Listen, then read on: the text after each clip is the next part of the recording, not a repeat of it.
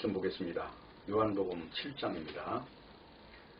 1절에서 13절까지 합독하겠습니다. 이후에 예수께서 갈릴리에서 다니시고 유대에서 다니려 아니하심은 유대인들이 죽이려 함이로라. 유대인들의 명절인 초막절이 가까운지라.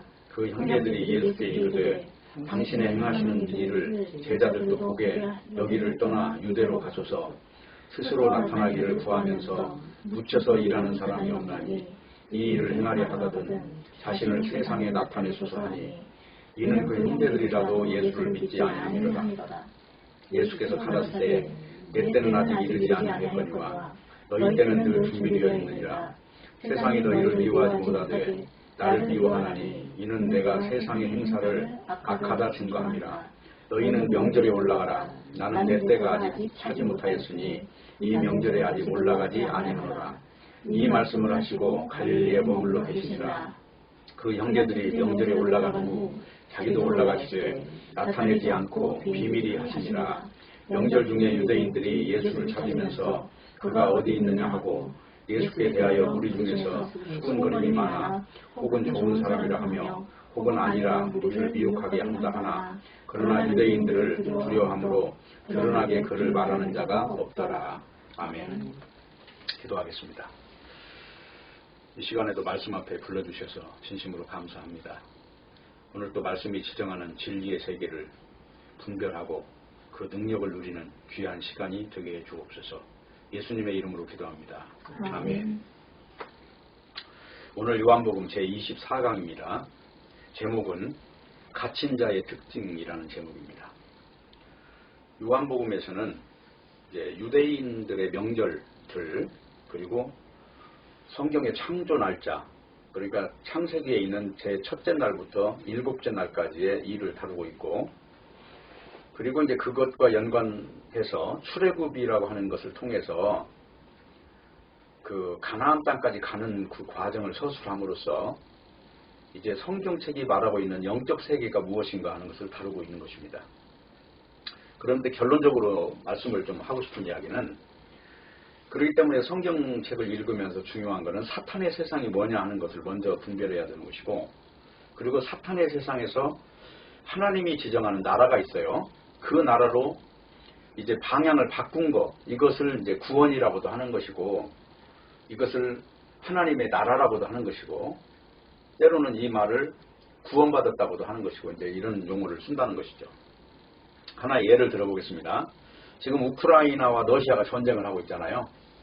근데 우크라이나 군인이 러시아 군인한테 체포가 돼가지고 지금 볼모가 돼 있어요. 그 상태에서 구원이라는 건 뭘까요? 지금 현재 그 잡혀있는 상태에서 구원이라는 용어를 적용하려면 어떤 게 구원이 될까요? 예를 들자면 그 러시아라고 하는 나라를 우크라이나가 승리했을 때는 그 자체가 지금 우크라이나의 군인으로서 구원이 보장이 된 거예요. 그러니까 성경에서는 바로 이런 이야기를 하고 있다는 거예요. 그러니까 예수님이 십자가에 죽으셨다 3일 만에 부활한 이 일을 가지고 그걸 믿느냐 그걸 믿으면 이미 세상을 이긴 것을 믿는 거기 때문에 그거를 구원이라고도 써요. 그 용어를. 그러면 부활이라고 하는 거는 결론적으로 말하면 우리 육체의 죽음이라는 거는 가짜라는 것이 드러나는 거잖아요. 그러니까 부활을 믿는 것도 구원이 되는 거죠. 근데 지금 여기 성경에서 다루고 있는 지금 초막절이라고 하는 거 오늘 지금 요한복음 7장은 초막절을 중심으로 다룹니다. 그리고 요 이전에 이제 6장에는 6월절을 중심으로 지금 기술하고 있는 내용이 6장인 거고 7장에 오니까 초막절을 다루고 있어요.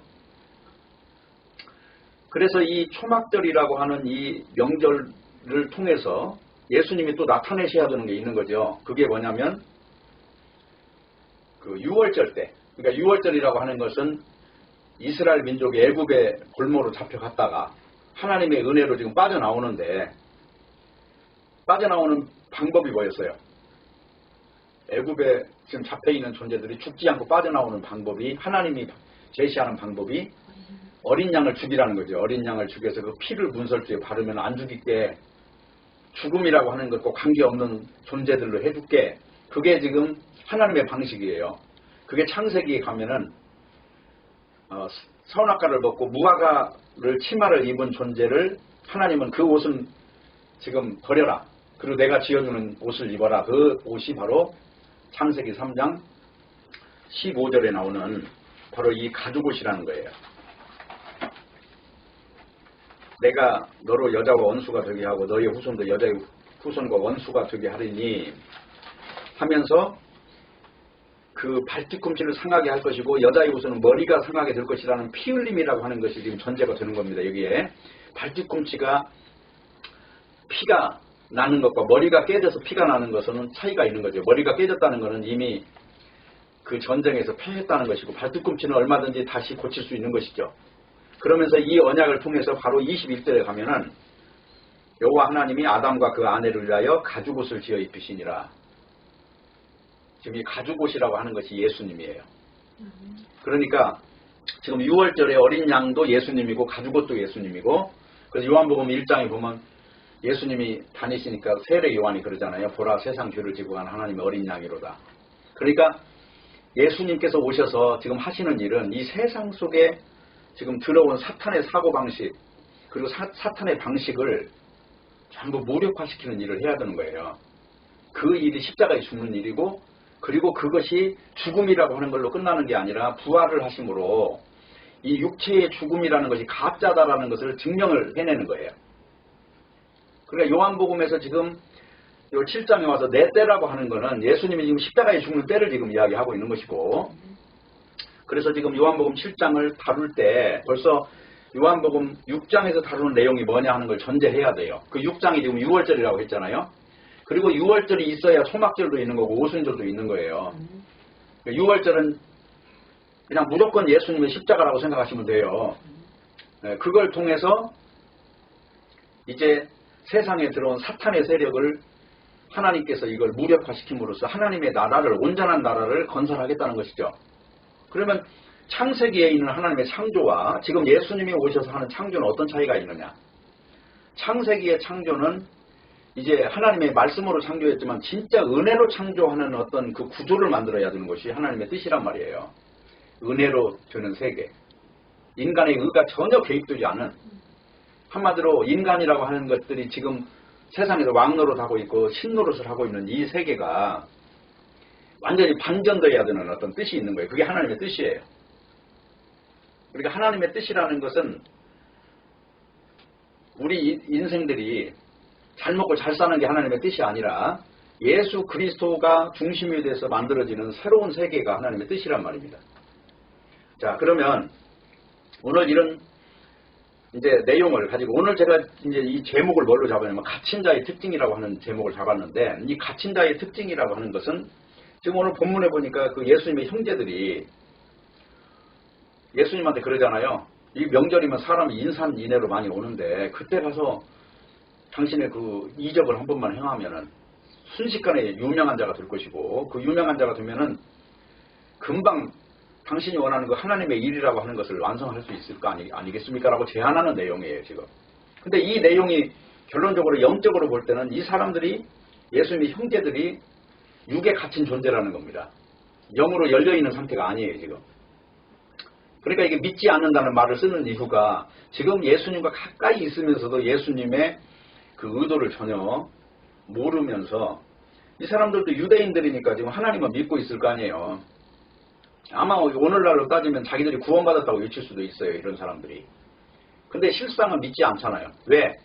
육이라고 하는 구도에서 바라보는 시각 때문에 그래요. 그러니까 우리가 왜 인생들이 하나님 앞에서 행복하게 못 사느냐 하는 거는 지난주에도 다룬 내용을 보면은 걸림돌이 딴 게 아니에요. 이 육신에 매여서 그러는 거예요. 이 육신을 포기만 하면 그 자리가 바로 천국인데 육신을 포기하지 못하는 거죠. 왜? 실체가 육이니까.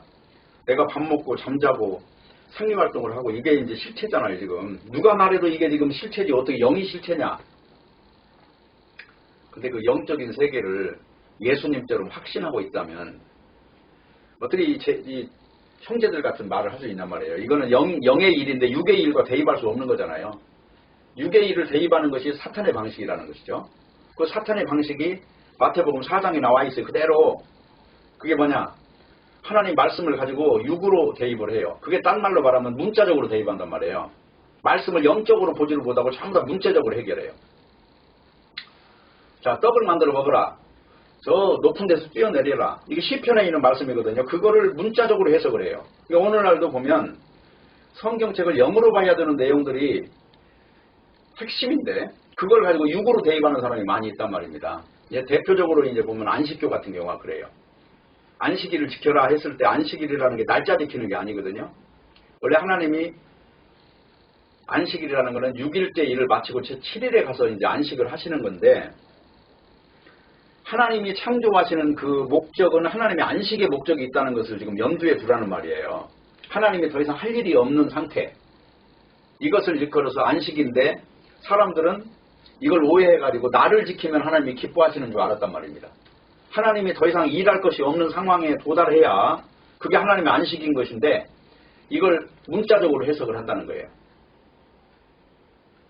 그러니까 이 차이가 어마어마한 거예요. 간단한 게 아니고 이게 마치 강을 하나 건너는 것 같은 큰 차이가 있어요. 그래서 중요한 것은 이제 창세기의 1장부터 3장까지가 전부 그 창조 이야기와 그 다음에 사람이 어떻게 해서 에덴 동산에 쫓겨났는가 그 이야기를 다루는 내용이거든요.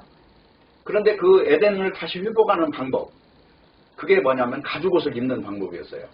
그걸 은혜라고 하는 것이고 그 내용을 지금 반복해서 말을 하고 있는 겁니다. 그러니까 창세기, 출애굽기, 레위기, 민수기, 신명기 이 5권을 모세오경이라고 하는데 원래는 이게 5권이 아니고 한 권이에요. 한 권인데 사람들은 5권으로 나눠서 편의상 나눠서 읽어요. 그러면 창세기 이야기가 다르고 출애굽기 이야기가 다른 줄 알지만 사실은 하나의 사건을 다루고 있다. 이해 가시죠? 네. 그러면 지금 요한복음에서도 지금 왜 여기서 굳이 초막절을 다루고 유월절을 다루냐 이거예요. 요한복음이 지금 새로운 신약 성경인데 이게 그 내용이 지금 창세기 내용을 또 다루고 있다는 것에 불과한 거예요. 그래서 지난번에도 그랬잖아요. 요한복음 이야기는 창조 이야기를 하는 것이다. 로고스가 이 땅에 와서, 로고스가 예수님인데 로고스가 이 땅에 와서 창조한 게 첫째 날, 둘째 날, 셋째 날 이 말을 하는 이유가 창세기 이야기를 또 반복하고 있는 것이다. 그 말씀을 드렸잖아요. 그런 겁니다. 그래서 중요한 것은 지금 여기 나오는 내용이 유대인의 명절들, 그리고 창조 이야기, 제7일, 그리고 출애굽과 가나안 땅, 이 내용이 똑같이 하나의 사건을 다루고 있는 것이다 하는 거예요. 그러면 봅시다. 제가 질문할게요. 지금 말씀을 듣는 지금 여러분들이 내가 현재 그 6월절 양의 은총을 통해서 지금 죽음을 넘어간 사람이 아니라면 이건 구원과 관계가 없는 거예요. 다시 말하면 이 죽음이라면 육신과 끊어진 사람이 돼야 돼요. 왜냐하면 육신의 죽음은 가짜이기 때문에 예수님의 부활을 통해서 이 영의 실존이라고 하는 것과 육의 실존이라는 것 사이에서 육을 포기하는 쪽으로 가는 사람이 돼야 된다는 거예요. 그걸 성령의 인도라고 하는 겁니다. 성령의 인도는 날마다 죽는 길로 인도하는 거지 사는 길로 인도하지 않아요. 우리 육체를 부정하는 쪽으로 끌고 가지. 왜 그래요? 육체를 부정해야 비로소 영이 실체로 드러나기 때문에 그런 거예요. 그러니까 하나님이 우리를 다루시는 방법은 행복을 이미 다 줬어요. 충분히 만족할 수 있도록. 근데 왜 만족하지 못하고 행복하지 못하느냐 하는 거는 육이 걸려 있다는 거예요. 지금 여기 나오는 형제들과 같은 모습이에요. 예수님, 당신이 메시아면 아이고 좀 나 좀 잘 살게 해주고 사람들 앞에서 떵떵거리고 살게 좀 이적 좀 행해주세요. 예수님께서는 지금 그걸 보면서 뭐라고 하냐면 너가 나를 믿는 방식이 틀렸다고 그러잖아요. 지금 믿는 방법이 지금 잘못됐다. 설정값이. 그러면 인간 세상에 있는 모든 일은요 하나님 볼 때 아무것도 아니에요. 그게 그냥 뭐라고 하느냐면 지나가는 형적이라고 그래. 지나가는 형적이라는 거 뭐냐면요, 기차를 타고 가다 보면 주변에 풍경이 지나가잖아요. 내 기억 속에 남을지 안 남을지도 모르겠어. 그냥 지나가 버리기 때문에. 그게 전도서에서 말하는 솔로몬의 고백이에요. 이것도 지나가리라. 사람들은 자기가 어려울 때 그 말을 쓰는데 사실은 어려움을 지나가라고 그 말을 쓰는 게 아니라 그것도 가치가 없는 일이니라 그 말이거든요. 그것도 남아야 될 게 아무것도 없느니라 그런 뜻이에요. 남는 게 없다. 그러면 남는 건 뭐만 있을까요? 전도서에서 이야기하는 내용 중에 가장 중요한 내용이 창조자를 기억하라는 말이에요. 창조하시는 하나님만 남는 거예요. 거기에 도달하는 것을 믿음이라고 하는 겁니다. 그걸 볼 줄 아는 사람. 그거를 못 보니까 제자들한테 어떻게 해요? 예수님이 3년 동안 공생애를 지나면서 예수님이 말씀을 하셔도 제자들은 지금 몰라요. 그 말이 무슨 뜻인지. 그러니까 무슨 말씀을 합니까? 너희들이 성령을 받으면 그때 알 거야. 그런데 과연 사도행전 2장에 성령이 임하니까 제자들이 그 사실을 깨닫고 그때부터 영적인 일을 하는 겁니다. 그래서 성경에서는 그걸 방언이라고 해요. 이 방언이라는 말이 영적인 것에 눈을 뜬 사람이 하는 말을 방언이라고 해요. 오늘날 교회에서 무슨 뭐 알아들을 수 없는 말을 하는 걸 방언이라고 하는 게 아니라 영의 말이란 말이에요. 영의 말. 그걸 방언이라는 말이 또 바벨탑 사건에도 나와요. 그게 뭐냐면 하나님의 일을 통해서 사람들이 서로 말이 통하지 않게 만들어버렸어요. 쉽게 말하면 말이 안 통하는 사람들, 그런 사람에게 방언이 주어졌는데 하늘의 소리가 들리니까 그 방언이 열렸기 때문에 똑같은 소리로 알아듣는 거예요. 영적인 소리로. 그것이 고린도전서 14장 이야기란 말이에요. 그게 영에 속한 말이라고 하는데 그걸 오늘날 신비주의자들은 그걸 변개시켜가지고 마치 그 알아들을 수 없는 말을 하는 것, 이것을 마치 영을 받은 것처럼 착시현상을 일으키게 하는데 그거는 솔직히 해서 부활의 세계 속으로 진입하지 않은 사람은 그건 다 가짜라고 보면 돼요. 아무 의미가 없어요. 심지어는 저 강릉에 가면 절에서도 그 방언이라는 걸 합니다. 그러면 절에서 하는 방언하고 교회에서 하는 방언이 뭐가 다를까요? 또 하나님이 기독교 안에만 계시는 하나님이라면 절에서 무슨 방언을 하게 만드실까요? 그런 오해는 없어야 된다는 걸 말씀을 드리는 거고, 그래서 탈출이 없는 구원은 무조건 가짜다. 뭔가 묶여있는 이 상황에서 빠져나와 있어야 돼요. 근데 지금 여기 요한복음 7장에 나오는 이 형제들은 뭐에 묶여 있어요? 우선은 명성이라고 하는 것에 묶여 있잖아요. 그렇죠? 인간이 살아가는데 보람을 느끼는 게 뭐예요? 자기 이름을 드높이는 게 보람이잖아요. 근데 믿는 자들은 이게 아무 의미가 없어요. 이름 나타내는 게 이게, 왜냐하면 유명한 자가 무명한 자고 무명한 자가 유명한 자이기 때문에 그리스도의 진리 안에서 보면은 나라고 하는 건 삭제될수록 좋은 거지, 내 존재감이 있는 거 이거는 참 불행한 일이에요. 그렇기 때문에 교회도 큰 교회 찾아간다거나 유명한 목사를 찾아간다거나 그런 것이 문제가 되는 이유는, 제가 보건대 지금 세계적으로 큰 교회치고 신비주의를 안 하는 교회가 없어요. 근데 사람들은 왜 거기에 모이느냐? 인간이라고 하는 것에 어떤 가치 기준을 두기 때문에 이 썩어야 될 이 육체에 대해서 뭔가 가치를 둬요. 그리고 그렇게 배웠으니까. 근데 결론적으로 이 세상이나 세상에 있는 것들을 사랑하면 안 돼요. 세상의 방식은 하나님께로 온 게 아니라 마귀로부터 왔다고 그러잖아요. 요한 1서에. 그럼 세상이 추구하는 건 뭡니까? 다 유명한 자가 되는 걸 추구하잖아요. 그 창세기 6장에 하나님이 심판하신 이유가 그거예요. 네피림이라고 하는 존재들은 안악자손의 후손으로서 신장이 크고 장대하고 아주 능력이 탁월한 존재들이었는데 그들이 바로 영적인 존재와 육적인 존재가 혼합된 존재들이에요. 그래서 하나님께서 다 심판해버린 거예요. 그래서 남겨둔 자가 노아의 가족들만 남겨놓은 거예요. 그것도 은혜로 남겨놓은 거예요. 다 죽어야 되는데 왜? 육의 번성을 이 사탄의 방식으로 추구했기 때문에. 우리는 이런 걸 추구하는 자체가 이건 사탄의 벌써 낚싯바늘에 꼬여있구나 딱 알면 돼요. 벌써 그 사람이 걸려있는 지금 그 핵심적인 그 걸려있는 그 고리가 어디에 있느냐? 바로 자기 인생의 유명세를 쫓아가는 존재라는 거죠. 그리고 인간들은 그것을 박수를 보내고 그것에 대해서 환호를 해요.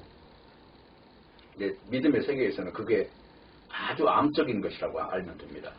그래서 아까 말했지만 우크라이나 군인이 러시아 군인에게 잡혀 있을 때 그 러시아 군이 우크라이나 군인이 러시아를 완전히 승리했을 때 항복 문서를 받았을 때 비로소 구원이 된 거예요. 근데 거기까지 볼 수 있느냐?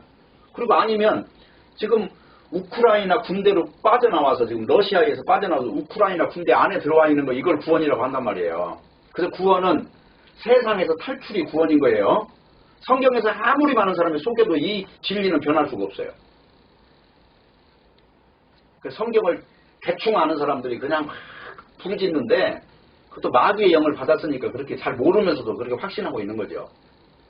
어쨌든 그거 하나하나가 전부 다 정리가 되지 않으면 내가 입고 있는 무화과 이불, 이 옷이 찢어지지 않은 상태라고 보시면 돼요. 이게 다 찢어져야 돼요. 무화과 옷을 입은 것을. 그 내용을 지금 말씀을 드리는 거예요. 그래서 지금 세계에는 45억 명이나 되는 사람들이 이 성경책을 붙들고 있어요. 근데 그 중에 구원이 된 사람이 과연 구원이라고 하는 것에 접근된 사람이 몇 프로 되느냐? 0.001%나 될까 말까? 오히려 더 소수점으로 내려가야 돼, 밑으로. 그만큼 극소수다. 그리고 진짜 구원이라는 것은 그렇게 공개적으로 막 사람들이 울부짖는 것처럼 그렇게 공식화되어 있지 않아요. 상당히 비공식화되어 있다. 그렇기 때문에 성경책의 이야기가 가장 중요한 이야기를 좀 지금부터 좀 하고 싶은데, 첫 번째가 성경은 인간 구원이 목적이 아니다. 그럼 뭐예요? 뭐가 목적이에요? 인간 구원이 모자라서 지금 사람 구원하려고 혈안이 되어 있는 게 하나님의 일이 아니에요. 하나님의 나라가, 흠없는 하나님의 나라가 완성되는 그게 목적이에요. 거기가 바로 하나님이 쉬시는 장소예요. 근데 지금 요한복음을 보면은 예수님도 일하시고 하나님도 일하신다고 그러잖아요. 그건 뭐냐? 그 일이 뭐예요? 지금 마귀의 세계를 무너뜨리는 일을 하고 있는 거예요. 그렇기 때문에 구원이라고 하는 것은 마귀에게서 빠져나온 걸 구원이라고 하는 거예요. 이것에 대해서 결론을 분명히 내리셔야 돼요. 그냥 내가 구원받았다고 해서 그냥 그렇게 주어지는 게 아니라니까요. 분명히 그 사람의 증거에서, 그의 입에서 나오는 증거가 성경과 비춰봤을 때, 특별히 영적으로 볼 때 그 말에 모순이 없어야 돼. 그리고 인간적으로 무슨 당을 짓는 사람들, 당을 짓는다는 것도 딴 게 아니고 세력을 쫓아갔다는 얘기예요. 성경에 보면 절대로 이 하나님의 사람은 세력을 향해서 가지 않습니다. 하나님의 뜻만 향해서 가는 거지. 만약에 예수님이 세력을 향해서 일했다면 제자를 12명만 남겼겠어요? 적어도 제자를 몇만 명은 남겼겠죠. 그 정도 죽은 자를 살릴 정도 됐으면 그런 능력이 없겠단 말이에요. 근데 왜 예수님은 그렇게 소수의 어떤 사람들만 선택하시고 그렇게 가셨을까? 그리고 왜 그렇게 이 성경은 진실을 그렇게 강조할까? 왜 아멘이라는 말을 앞에다 계속 붙여댈까? 그 아멘이라는 말이 진실로라는 뜻이거든요. 그 진실이라고 하는 것이 없는 거는 다 가짜니까. 이게 그 당시에 유대교에는 가말리엘이라고 하는 그 유명한 200년에 한 명 나올까 말까 하는 유명한 인격자가 있었어요. 그런 사람들도 예수님 볼 때는 그 배설물이거든요. 그런 세상에서 지금 예수님의 진리는 인간들이 추구하는 모든 것들을 다 가짜로 드러냈던 것입니다. 그래서 제가 오늘 지금 드리고 싶은 이야기는 하나님의 주님으로 서는 그 하나님의 나라의 완성이 아닌 것은 구원이 아니다. 그러니까 나라고 하는 존재가 지금까지 하나님 나라의 걸림돌이었잖아요. 왜? 내가 신이 되려고 했으니까. 창세기에 보면 선악과를 먹은 이유가 뭐냐? 내가 하나님이 되려고 먹은 거예요. 지금 우리 모두가 각자 그렇게 살아요. 내가 내 인생 선택하고 내가 내 인생을 구조화시키고 내가 내 인생 설정값을 만들고 다 그래요. 누구나 다 그래요. 근데 하나님은 없어도 되는 존재로 지금 산단 말이에요. 그게 선악과를 먹은 특징이에요. 근데 생명과는 그게 아니에요. 마치 하나님의 손에 의해서 기차를 타고 갔던 어떤 존재가 거기서 빠져나와가지고 이 집에 들어온 것 같은 그런 거예요. 어떤 지옥을 향해서 달려가는 기차 속에서 꺼내서 지금 따로 빼져나온 거, 이걸 구원이라고 한단 말이에요. 근데 여기는 하나님께서 뽑아내온 그 어항이기 때문에, 하나님께서 관리하는 어항이기 때문에 이거는 눈동자같이 지켜주는 공간이란 말이에요. 이거를 성경에서는 교회라고 하는 말을 써요. 이걸 에클레시아라는 말을 쓴다고요. 그게 구약에는 이스라엘 민족이고 신약에는 성경책을 믿고 거듭난, 성령으로 거듭난 성도를 말하는 거예요. 그리고 성도가 서로 교통하는 것을 교회라고 해요. 그게 천주교가 말하는 교통이 아니고 성경에서 말하는 성경적 방언이 열린 사람들끼리 서로 소통하는 것을 교회라고 한다고요. 그렇기 때문에 이런 어떤 영적 구조를 분명히 알아야 되기 때문에, 제가 말씀을 드렸던 게 지난번에 말씀드렸던 요한복음 6장은 6월절을 다루고 있고, 오늘은 초막절에 지금 일어나는 일이라고 말씀을 드리고 있어요. 그러면 초막절은 뭐냐? 6월절 때, 그러니까 어린 양의 피를 통해서 문설주에 바르고 그 고기를 먹은 사람들이, 이제 가나안을 향해서 나온 사람들이 40년 동안 광야 생활을 했잖아요. 그 광야 생활을 할 때 초막을 진 것처럼 그걸 기념하라고 그래서 일주일간 지키는 거예요. 그러니까 광야에 가서 거기다가 텐트 치고 거기 사는 걸 말하는 것이에요. 이게 초막절이에요.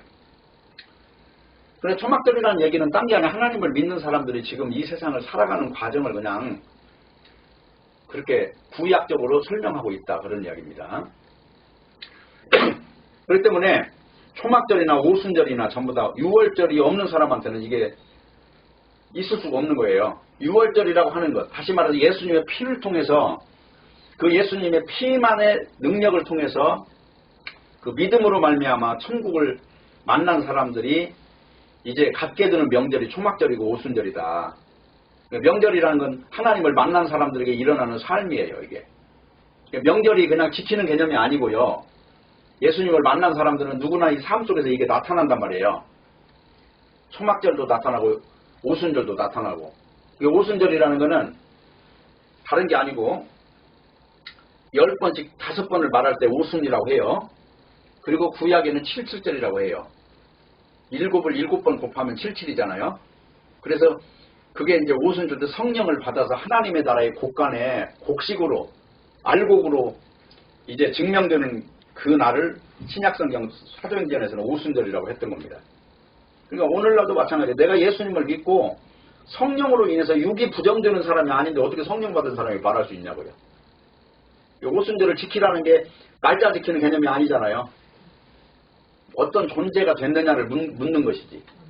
예, 그런 이야기를 하는 거고, 예레미야서 23장 39절에 보면은 너희가 토지 소산 거두기를 마치거든 7월 15일부터 7일 동안 여호와의 절기를 지키되 첫날에는 너희가 아름다운 나무 실과와 종려 가지와 무성한 가지와 신의 버들을 취하여 너희 하나님 여호와 앞에 7일 동안 즐거워할 것이라.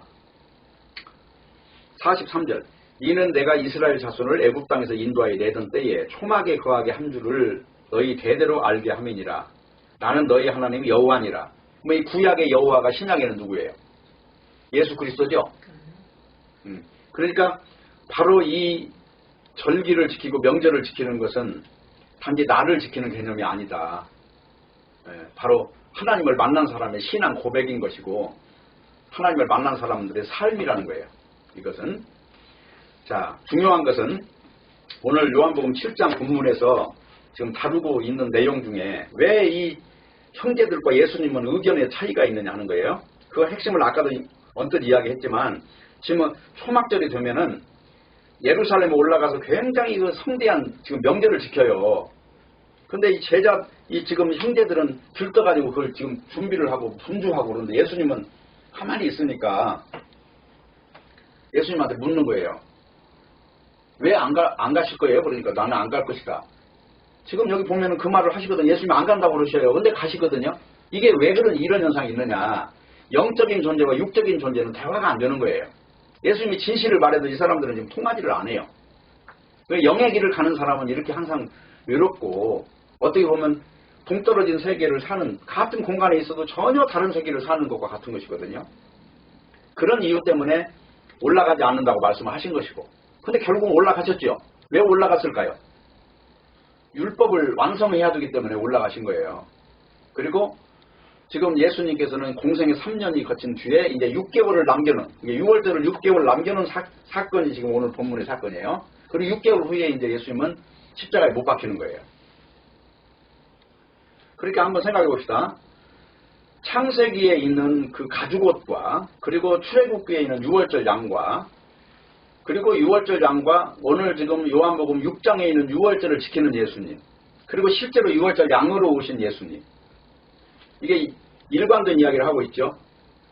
그리고 6월절 양으로 오신 예수님이 초막절을 지키고 오순절을 지키는 것은 예수님을 만난 사람들 속에서 일어나는 명절이기 때문에 이건 예수님과의 그 영적 만남이 없는 사람한테는 있을 수 없는 일이란 말이에요. 그러니까 아무리 6월절을 지키고 안식일을 지켜봐야 의미가 하나도 없어요.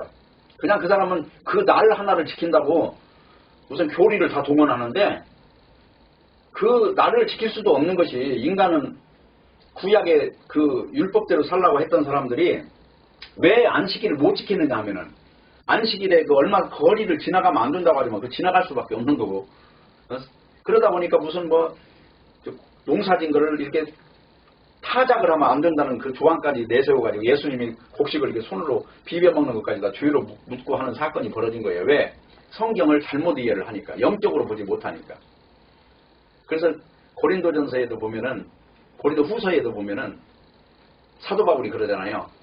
일하는 소에게는 망을 씌우지 마라. 망을 씌우지 마라고 하니까 이런 밭에서 밭 가는 소 입에 망을 씌우지 말라는 말로 알아들으면 안 된단 말이에요. 그게 지금 뭘 복음 전하는 복음의 일꾼을 말하는 것이었다. 그러니까 그 영적으로 해석을 해야지 그냥 일반 소를 가지고 해석하면 안 되는 것이다 그 말이에요. 이해되시죠? 네. 그러니까 중요한 거는 오늘 지금 읽었던 이야기가 왜 동생들은 지금 이 상황에 대해서 만족을 못하냐. 오늘날도 마찬가지잖아요. 왜 예수 믿고 있는데도 지금 이렇게 예수님에 대해서 불만이 많냐. 이유는 딴 거 없어요. 딱 하나라니까. 육적으로 해석한다니까요. 예수님 초막절에 가서 사람 그렇게 인해가 됐을 때 한 가지만 해주세요. 그러면 당신도 잘 살 거고 우리도 바로 인생이 풀려요. 그런 이야기 하고 있는 거잖아요. 근데 영적인 거는 거기에 대입할 수가 없어요. 대입해봐야 다 실패로 돌아가니까. 6은 6이요, 0은 0이에요. 그리고 분명한 거는 영적으로 사는 사람은 6을 부정해야 돼요. 이 6을 부정하라 그 말은 이 육적인 건 다 가짜다. 아무리 아름다워도 그냥 아름다울 뿐이에요. 그거 지속되지 않아요. 잠깐이면 세월이 잠깐 흐르면 다 추한 모습으로 변해버리는 거예요. 그게 이 6의 실존이니까. 그래서 이 말을 좀 더 살펴보면 딴 이야기가 아니고 예수님, 그러니까 형님, 그 말이에요. 동생들이. 형님, 참 답답합니다. 내가 볼 때. 아니, 왜 그렇게 살아요? 내가 생각할 때는 이 많은 사람 앞에서 한 번만 해봐요. 한 번만. 그럼 다 풀려요. 그 말이잖아요. 또 오늘날 사람들이, 예수 믿는 사람들이 영적으로 요구하는 게 다 그거 아니에요? 육적인 걸 간절히 구하고 있는 거예요. 보면은 지금도. 근데 마태복음 6장을 한번 보세요. 이게 구하면 되는지 안 되는지. 마태복음 이게 5장부터 시작해서가 이게 지금 예수님의 설교거든요. 근데 이 기도를 어떤 방식으로 하냐면 6장 7절에 보면은요. 또 기도할 때 이방인과 같이 중언부언하지 마라. 저희는 말을 많이 하여야 들으실 줄 생각하느니라. 그러므로 저희를 본받지 마라. 우선은 기도라고 하는 거는 이방인의 방식이 아니에요. 신자의 기도라는 거 영적인 기도란 말이에요. 근데 이방인의 방식은 뭐예요? 육적인 기도를 한다니까. 육적인 기도. 그래서 기도를 할 때는 어떻게 해야 되느냐 하면은 여기 31절 보세요. 그러므로 염려하여 이르기를 무엇을 먹을까 무엇을 마실까 무엇을 입을까 하지 마라. 그러니까 기도가 육에 관한 기도는 하지 말라는 거죠. 하지 마라. 이는 다 이방인들이 구하는 것이라. 이방인들은 누구예요? 하나님을 모르는 사람들이 이방인이에요. 그런 사람들이 하는 기도를 신자가 한다는 건 이건 치욕이에요. 자, 조금 더 보세요. 이는 다 이방인들이 구하는 것. 너희 천부께서 이 모든 것이 너에게 있어야 할 줄을 아시느니라. 그러면 지금 우리 육적인 것들을 하나님이 아신다는 얘기는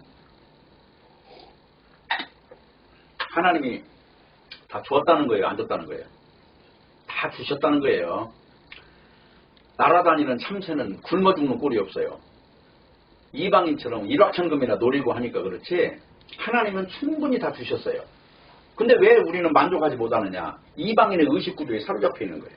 하나님 모르는 사람들의 그 세계에서 배웠던 것이 뇌 속에 지금 들어있는 거예요. 그러니까 지금 이런 짓을 하는 거예요. 하나님이 있어야 될 걸 이미 다 주셨고 다 알고 계셔요. 그렇기 때문에 그 다음에 보세요. 33절. 너희는 먼저 그의 나라와 그의 의를 구하라. 그리하면 이 모든 것을 너희에게 더하시리라. 그러니까 우리 신자는 앞에서 봐도 하나님 나라, 뒤에서 봐도 하나님 나라.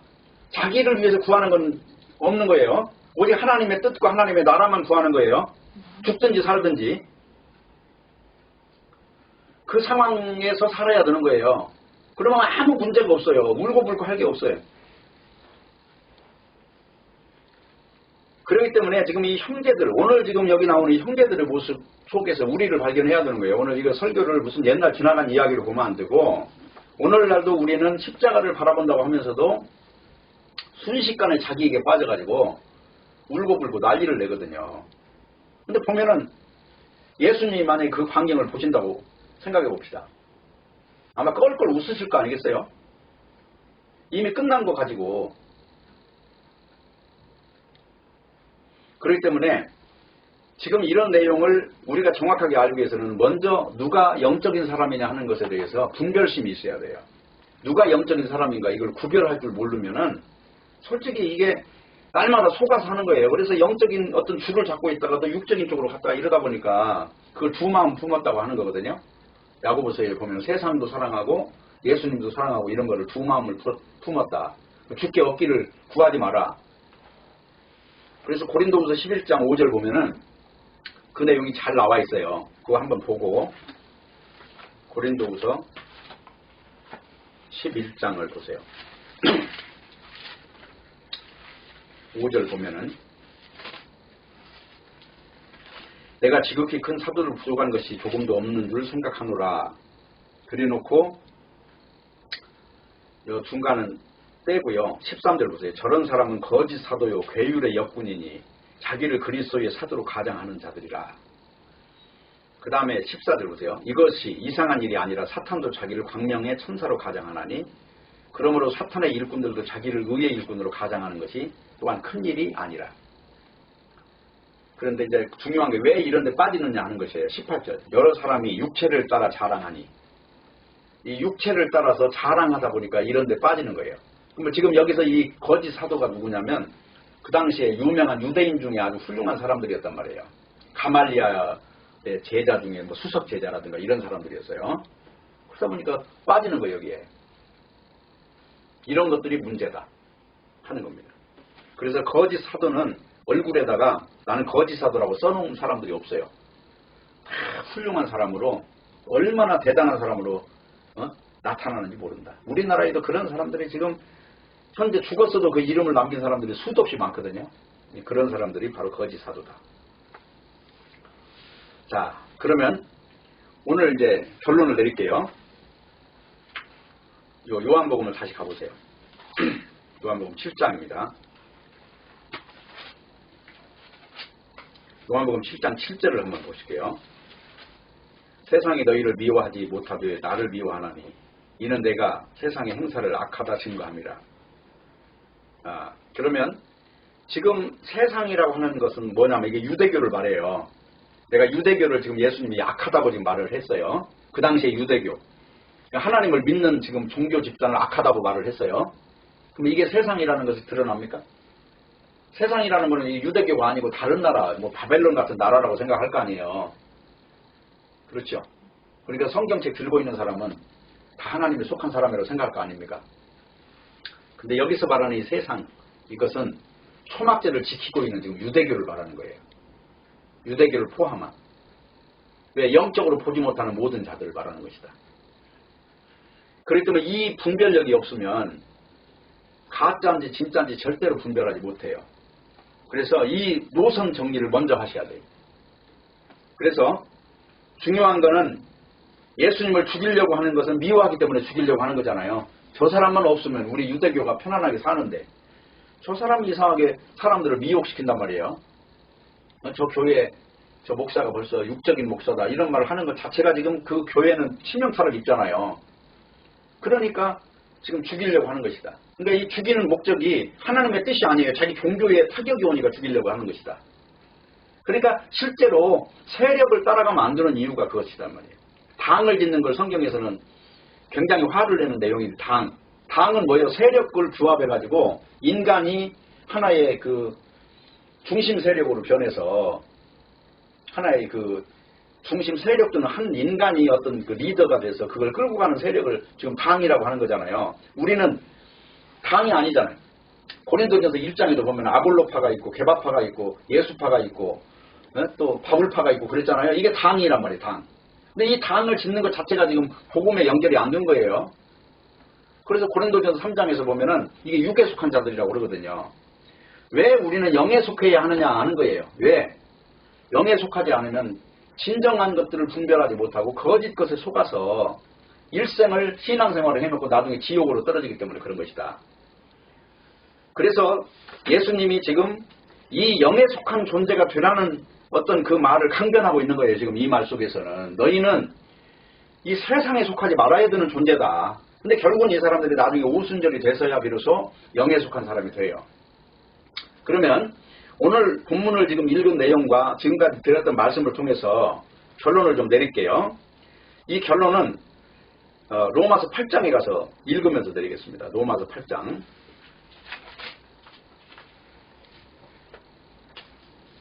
로마서 8장 5절.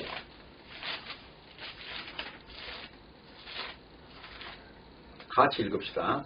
6절까지. 육신을 쫓는 자는 육신의 일을, 영을 쫓는 자는 영의 일을 생각하나니 육신의 생각은 사망이요 영의 생각은 생명과 평안이에요. 그러니까 육신과 영은 충돌합니까? 하나가 됩니까?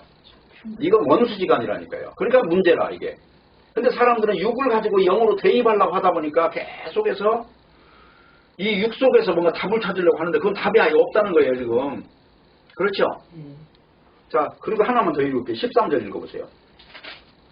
시작. 너희가 육신대로 살면 반드시 죽을 것이로되 영으로서 몸의 행실을 죽이면 살리니 무릇 하나님의 영으로 인도를 받는 그들은 곧 하나님의 아들이라. 이게 핵심이에요. 오늘 설교의 핵심이에요 이게. 근데 사람들은 그 육신에 잘 되는 걸 가지고 영이 잘 됐다고 소리치는 바람에, 예? 근데 세상에 한번 봐요. 영적인 사람들의 특징이 육신이 잘 되는 사람보다는 영이 잘 되는 쪽으로 가는 사람들이지. 이게 사도 바울도 예수 믿고 나서 인생이 쫄딱 망한 거예요. 원래 사내들인 공회원이었다면 국회의원이었거든요. 근데 이 사람이 5에 하나 감한 매를 5번, 40에 하나 감한 매를 5번이나 맞은 사람이 됐고, 그야말로 인생이 얼마나 불쌍한 인생을 살다가 죽었는지 몰라요.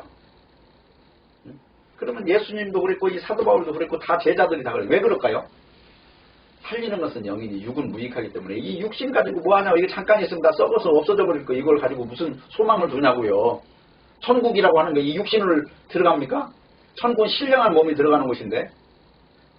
그래서 우리가 망해도 망하지 않는 이유는 우리는 하나의 중요한 근거를 갖고 있는 거예요. 이 계약서를. 그 계약서는 뭐냐? 영으로 살아라. 그러면 분명히 육으로 사는 인생하고는 비교할 수 없는 뭐가 있다는 거예요. 현재의 고난은 장차 우리에게 나타나는 영광과 비교할 수 없다. 이거는 하나님이신 예수님이 하신 말씀들이고 다 영을 목격한 모든 사도들이 한 말들이고 구약에 이미 선지자들이 다 영적인 걸 눈으로 본 사람들이 했던 말이잖아요. 그럼 어떤 게 진짜입니까? 영의 사람이 진짜냐 육의 사람이 진짜냐 이 결론 내리셔야 돼요. 근데 사람들은 이 결론을 못 내리다 보니까 그 속에서 이리 갈까 저리 갈까 차라리 돌아갈까 그러면서 자기 위치는 전혀 변하지 않으면서 내가 어떤 자리에 들어가야 우크라이나 군인이 지금 러시아 군인한테 사로잡혀 있다가 빠져나와서 다시 우크라이나 군인 안으로 들어와야 지금 구원도 누리고 권능도 있고 한데 이 구원이라는 건 이 믿음이라는 건 권능이라고 하거든. 권능, 힘이에요. 파워. 근데 왜 권능 없냐? 뭔가 믿음이 지금 삐딱하게 잘못됐다 그 말이에요. 지금 뭔가 출발선부터 저거 뭐가 잘못된 게 한두 가지가 아닐 거라고 분명히. 다 뜯어고쳐야 됩니다. 회개라는 말, 믿음이라는 말, 성령이라는 말, 기도라는 말 다 뜯어고쳐야 돼요. 그래서 아까 지금 기도라는 말은 지금 결론 내렸죠. 육으로 하는 기도는 아무 의미가 없어요. 그거는 시간 낭비만 하는 거예요. 지금 마태복음 5장부터 7장까지 산상보원인데 거기 보면 기도가 나와요. 구하라 구할 것이라 찾으라 찾을 것이라 두드리라 열릴 것이라고 해요. 근데 그 기도는 육적인 기도입니까? 영적인 기도입니까? 자, 이제 우리 찾아볼게요. 누가복음 11장 보세요.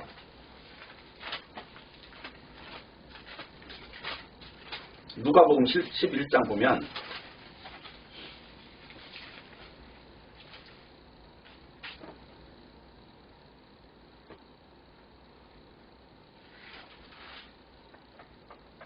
(11장) 10절부터 봅니다. 같이 읽을게요. 구하는 이마다 받을 것이요 찾는 이가 찾을 것이요 두드리는 이에게 열릴 것이니라. 너희 중에 아비 된 자가 생선을 달라 하면 생선 대신 뱀을 주며 알을 달라 하면 전갈을 주겠느냐. 너희가 악할지라도 좋은 것을 자식에게 줄 줄 알거든. 하물며 너희 천부께서 구하는 자에게 성령을 주시지 않겠느냐. 이게 기도는 뭐예요? 영을 구하는 거예요? 육을 구하는 거예요? 틀림없어요? 지금 마태복음에는 구하라 그러고 이 성령이라는 이야기가 안 나왔지만 여기는 지금 조금 더 구체적으로 말하잖아요. 누가복음에서는 그러니까 우리가 지금까지 육적인 것에 묵혀서 구하고 살았으면 그거를 포기해야 비로소 바른 기도라고 하는 것을 정립할 거 아닙니까? 그래요, 안 그래요? 그러니까 문제는 뭐가 삐뚤어진 거예요? 성경이 잘못된 게 아니라 사람이 지금 삐뚤어져 가지고 있으면서 발이 하나 없으면서 지금 두 발로 걷겠다고 지금 외치고 있는 모습하고 똑같단 말이에요. 심지 않고 거두려고 하는 것과 똑같다. 그러니까 우리가 설정을 0으로 해야 된다는 것을 분명히 하셔야 돼요. 그래서 아까 말했던 그런 내용들을 전부 다 말하고 있는 거는 성경 전체를 관통하고 있는 이야기니까. 그래서 갈라디아서 2장 20절이 뭐라고 해요? 내가 그리스도와 함께 십자가에 못 박혔노니 그런즉 이제는 내가 산 것이 아니다. 내가 산 것이 아니고 내 안에 그리스도가 산다고 그랬잖아요. 그러면 이제 내 인생 끝났어요. 근데 뭘 내 인생을 구하고 있냐고 도대체. 내 인생은 지금 없다는데. 오직 하나님께서 예수 이름만 하면 남기겠다는데요. 그게 하나님 나라예요. 근데 이 믿음이라고 하는 걸 가지고 자꾸 자기라고 하는 어떤 그 점으로 선을 만들겠다는 거거든요. 나는 내게 점으로서 존재해도 안 돼요. 그냥 없는 거지. 삭제돼 버린 거지. 삭제가 돼야 예수님의 선이, 예수님의 나인이 만들어져요. 그걸 하나님이 원하는 하나님의 나라라고 해요.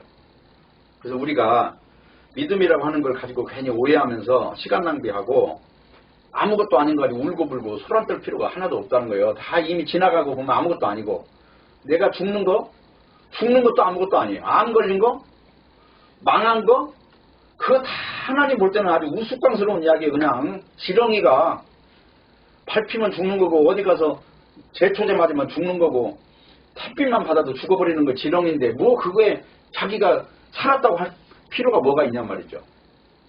그래서 중요한 거는 우리가 믿음이라고 하는 것 안에서 우리가 생각하는 설정값 때문에 고생하고 있다는 거예요. 그 고생할 거 없어요. 다 놓아버리면 되고, 자존심이니 뭐니 그런 거 다 쓸 때 육에 속한 거니까 그런 거 다 그냥 훌훌 버려버리고 남은 인생 이렇게 예수 그리스도께서 주신 완성된 나라, 이미 예수님은 십자가에 승리하셨잖아요. 그럼 그 승리를 누리는 것이 중요하다.